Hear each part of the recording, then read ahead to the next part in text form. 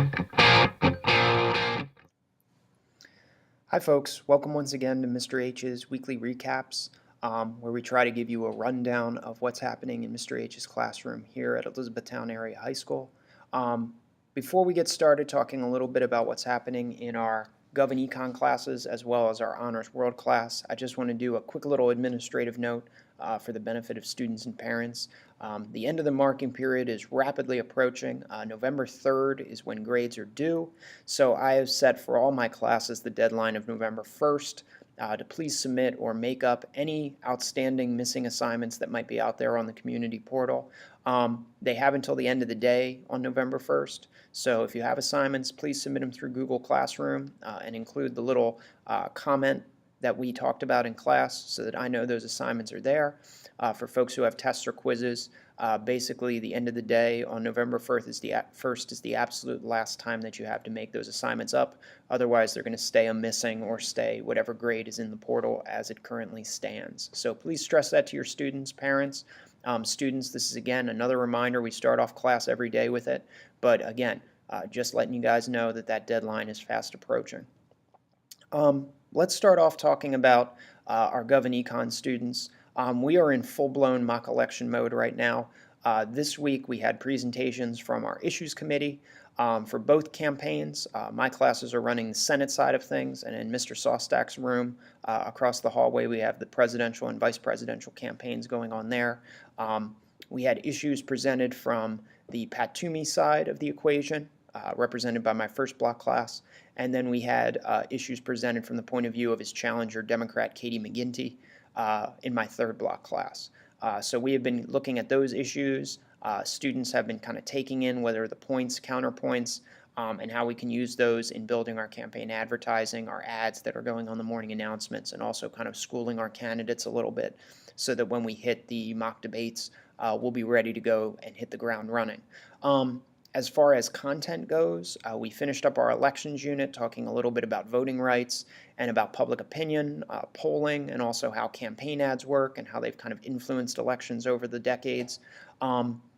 Next, we will be digging into a little bit of the history behind our government, starting to talk about some of the theories behind it, how they relate to Greece, Rome, the Magna Carta, and then building that into a discussion and a little bit of a review of the early foundings of our government, a little bit of the Declaration of Independence, the Federalist Papers, the Constitutional Convention, and then building that up to the beginnings of looking at our government more in depth. Article 1 with Congress, Article 2 with the presidency, and Article 3 with the Supreme Court and the U.S. court systems. We'll also be sprinkling in that unit a little bit of state government as well, talking about the PA legislature, the governorship, some of the executive offices like Attorney General and Auditor General that are mixed in there and that are also on the ballot this election season. And then also we'll be talking about the PA court system as well and kind of giving some, basic knowledge of that. I feel like that's something students hear about, they experience it in one way, shape, or form when it comes to our state government, but they really don't know the inner workings of it or who the folks are that speak for them on behalf of those offices.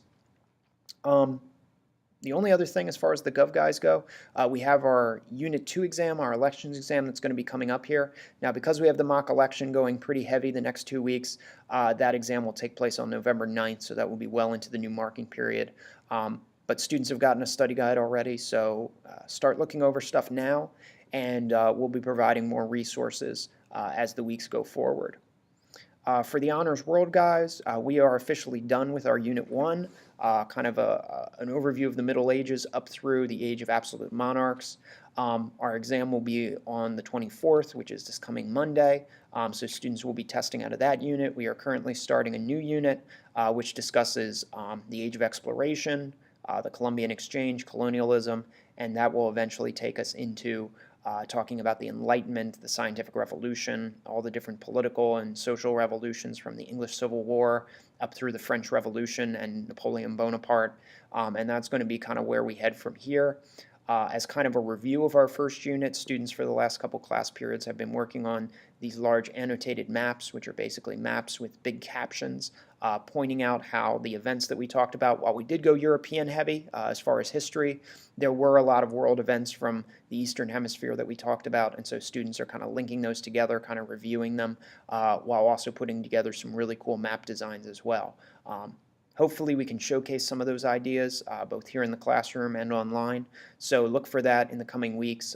Those annotated maps will be due at the end of this coming week on Friday. Students also submitted their first DBQ essays. They were on the causes and kind of influencers of the Reformation. I'm in the process of going through these. Usually it takes me a good chunk of time to get through them just because I want to make sure that I really get into what the students are writing, give lots of feedback, lots of suggestions on how they can improve, both on this one and on our future DBQ essays. And then students have an opportunity, if they'd like to do a rewrite of their essay, try to score a little bit higher, get a little bit of a better grade if they'd like to advance on that. The first DBQ is always the toughest. Students are brand new to this writing strategy and this writing style, and so there is not a whole lot of happy faces when we hand back the first essay, but definitely with the rewrite and also with some of the suggestions we try to offer in class, students definitely see an improvement in their writing as they kind of consider, do I want to take a dual enrollment class next year, or do I want to take an AP Social Studies class? And this is kind of the bread and butter of what they'll expect in those types of courses, both now and in the future. Other than that, that's pretty much what's been happening this week. Next week, we'll be doing a lot more campaigning with the Gov guys. Our mock debates will be coming up, and we'll keep the honors guys rolling forward. They will also, to a smaller extent, be involved in the mock election, but from a kind of a different perspective, a little bit of a teaser there for what your students are going to be working on in the future.